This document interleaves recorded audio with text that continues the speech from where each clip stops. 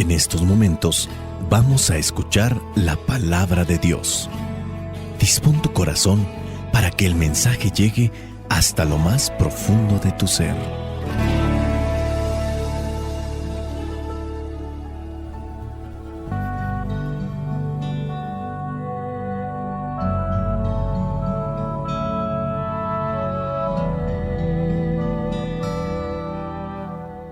El día de hoy vamos a reflexionar lo que son las 3 lecturas del domingo número 30 del tiempo ordinario. Estamos en el ciclo A, por eso corresponde Mateo. La primera lectura es del libro del Éxodo, capítulo 22, versículos del 20 al 26. No maltrates ni oprimas al extranjero, porque ustedes también fueron extranjeros en Egipto. No maltrates a las viudas ni a los huérfanos, porque si los maltratas y ellos me piden ayuda, yo iré en su ayuda, y con gran furia, a golpe de espada, les quitaré a ustedes la vida. Entonces, quienes se quedaran viudas y huérfanos serán las mujeres y los hijos de ustedes. Si le prestas dinero a alguna persona pobre de mi pueblo que viva contigo, no te portes con ella como un prestamista, ni le cobres intereses. Si esa persona te da su ropa como garantía del préstamo, devuélvesela al ponerse el sol, porque esa ropa es lo único que tiene para protegerse del frío. Si no, ¿sobre qué va a acostarse? Y si él me pide ayuda, en su ayuda iré, porque yo sé tener compasión. Palabra de Dios, te alabamos, Señor.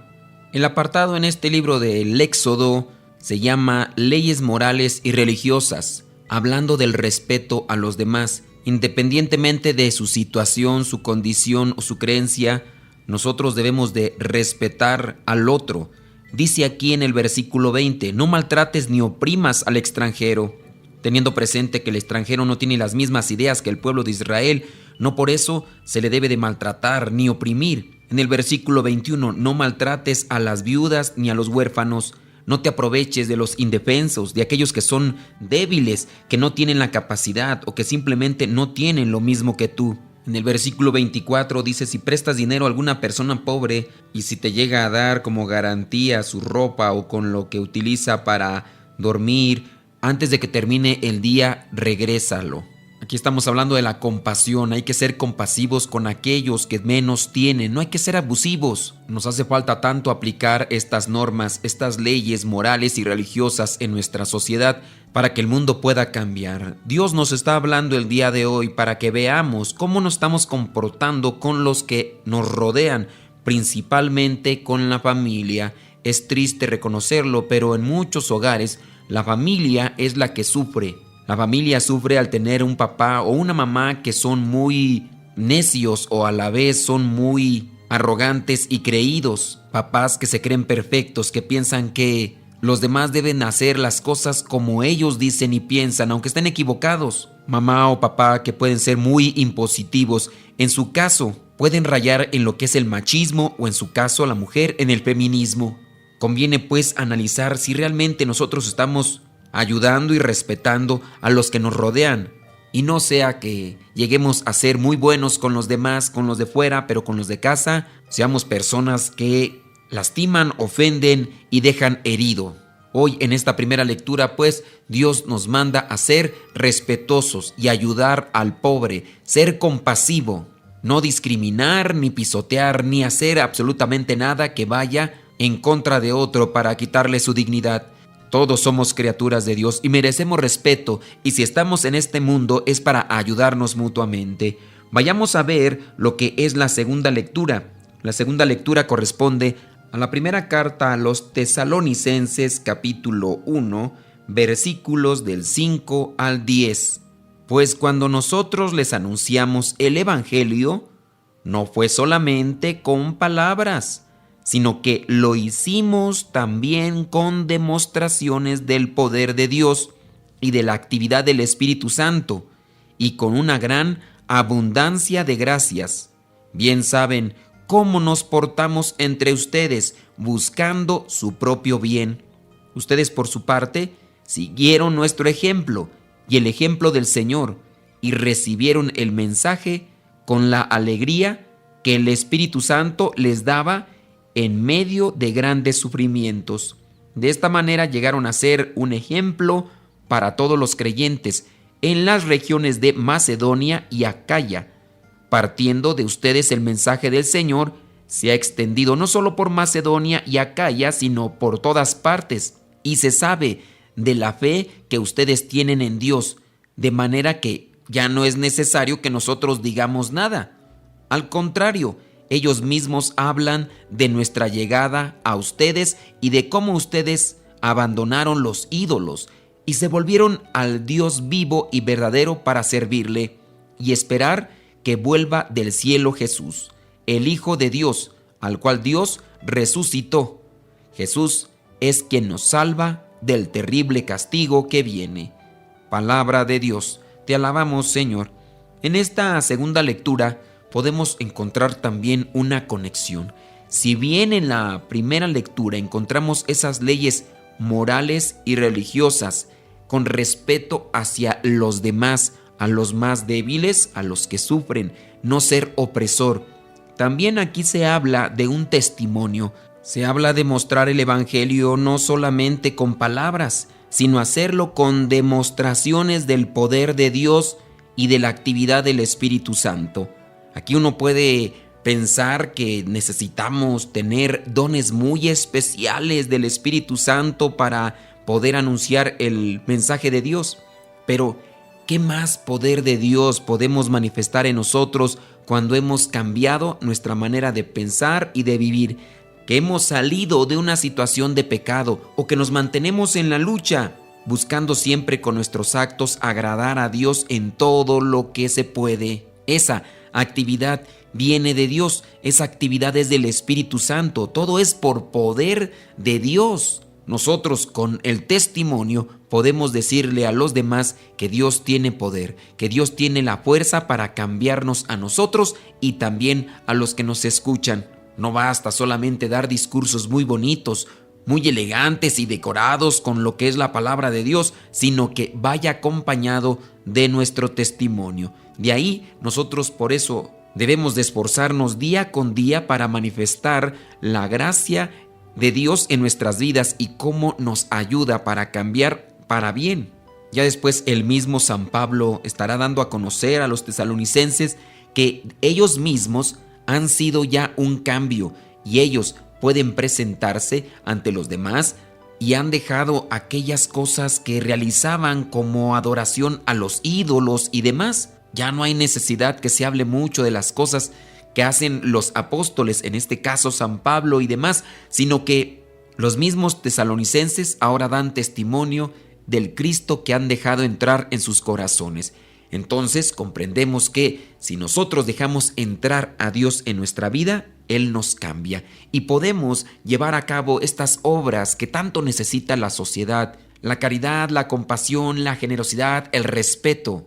Sabemos que todo esto lo hacemos con un solo fin: alcanzar la vida eterna. Pero alcanzando la vida eterna también debemos de ayudar a los demás, porque para llegar al cielo no se llega en individual, se llega en mancuerna, es decir, en grupo. Hay que apoyarnos unos a otros. Aunque los tesalonicenses pasaron por grandes sufrimientos, pero Dios, Espíritu Santo, les fortaleció. Y dice en el versículo 7, de esta manera llegaron a ser un ejemplo para todos los creyentes en las regiones de Macedonia y Acaya.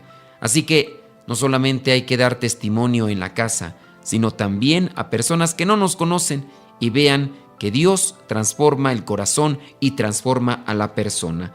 Ahora vayamos a lo que es el Evangelio del día de hoy, que corresponde a Mateo capítulo 22, versículo del 34 al 40. Los fariseos se reunieron al saber que Jesús había hecho callar a los saduceos, y uno, que era maestro de la ley, para tenderle una trampa le preguntó: Maestro, ¿cuál es el mandamiento más importante de la ley?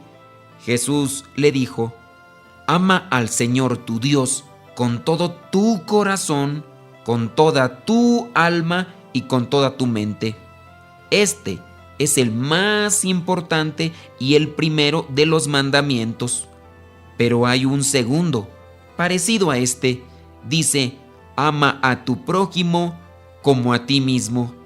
En estos dos mandamientos se basa toda la ley y los profetas. Palabra de Dios, te alabamos, Señor. Aquí también podemos encontrar la conexión con la primera lectura, con la segunda y con la tercera.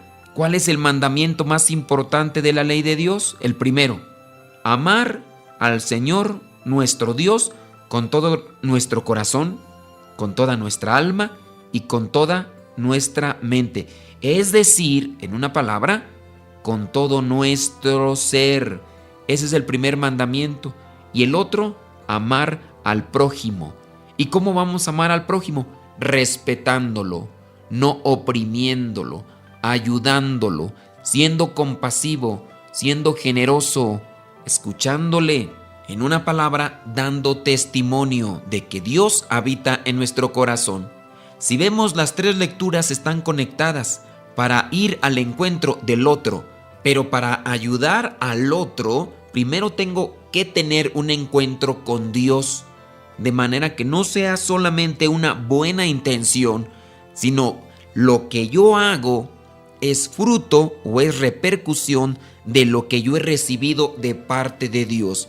Yo vendría a ser entonces como un espejo, uno que proyecta o rebota lo que ha recibido de parte de Dios. Yo recibo de parte de Dios amor, yo recibo de parte de Dios paz, felicidad, que eso se vea reflejado todos los días, respetando a aquellos que pudiera ser que no tengan las mismas ideas que yo, que sea comprensivo, que no sea injusto, que no sea altanero, que no sea orgulloso, que no sea soberbio, que no sea cretino. Algunos llegan por ahí a decir, yo cuando era católico yo era borracho, yo cuando era católico era mal hablado, Mira, puede ser que tú hayas sido católico, pero en realidad no conocías a Cristo.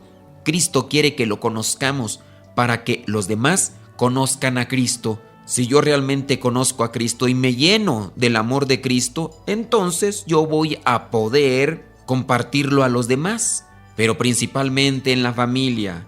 Enfoco mucho esto porque me encuentro muchos casos de personas que son muy buenos cristianos fuera de la casa, en la iglesia, pero en la casa, en la familia, en el hogar están fallando. Lo que comparten y dicen a los demás es solamente una teoría, utopía al final de cuentas. Amen, respeten, sean generosos, sean educados, sean pacientes, sean comprensivos.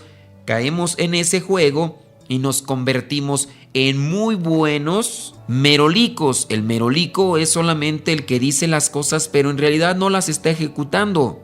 Dentro de la política se le llama demagogia. ¿Conoces algún político que habla muy bien, que dice muchas cosas buenas y positivas, pero nunca las hace? Eso es demagogia. Y pareciera ser que también es un mal de nosotros sacerdotes, que decimos sean pacientes y apenas nos hacen algo o no nos hacen lo que pedimos, nos alteramos y nos enojamos, gritamos, ofendemos, lastimamos. ¿Y dónde está entonces aquello que acabamos de decir en el ambón, predicando la palabra de Dios? Vamos, en la casa, personas que vienen a la iglesia, escuchan la palabra de Dios y mientras están dentro de la iglesia, sentados en las bancas, afirman que sí, que se debe de hacer ese cambio, tienen razón, pero apenas se sale del templo, se comienza con la mala palabra, con el rechazo, con la opresión, con la altanería, con la soberbia, con tantas cosas que tenemos que no nos dejan realmente reflejar a Dios. ¿O será que no lo hemos dejado entrar a nuestras vidas, por eso no lo compartimos? Sin duda tú sabrás del caso de personas que apenas están llegando al templo, a la iglesia, para participar de la celebración y ya llegaron enojados, ya llegaron disgustados, ya comenzaron a decirse cosas, ofendiéndose y diciéndose aquello que raspa en el corazón porque viene de una familia O quizá a lo mejor las personas que apenas están saliendo y ya se están disgustando por cualquier cosa, ni siquiera cosas relevantes de importancia, y acaban de escuchar la palabra de Dios y acaban de recibir algunos de ellos a Jesús Eucaristía. En base a esto debemos de comprometernos más a vivir con Cristo, recibir a Cristo y compartirlo a los demás.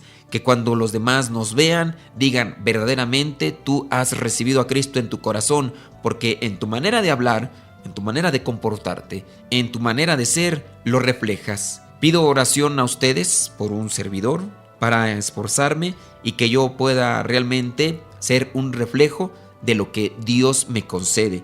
Que yo pueda reflejar con mis palabras y mis actos, mis acciones, verdaderamente a Dios. Y si me equivoco, que ustedes me puedan corregir y que yo pueda atender a ese llamado de parte de Dios. Pidámosle al Espíritu Santo que nos dé humildad para comprometernos, para corregirnos y ser mejores hijos de Dios cada día que pasa en este mundo. La bendición de Dios Todopoderoso, Padre, Hijo y Espíritu Santo, descienda sobre ustedes. Se despide el Padre Modesto Lule de los misioneros servidores de la palabra. Lámpara es tu palabra para mis pasos, luz en mi sendero.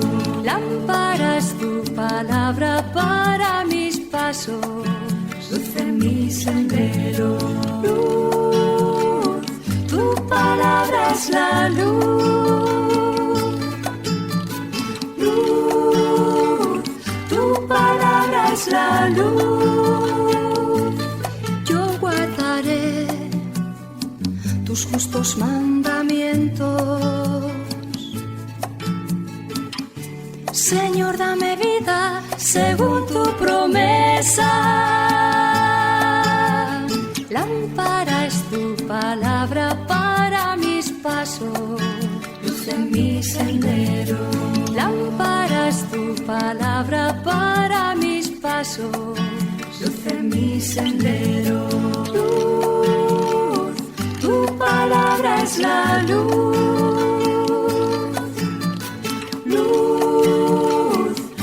Palabra es la luz. Mi vida, Señor, está siempre en peligro.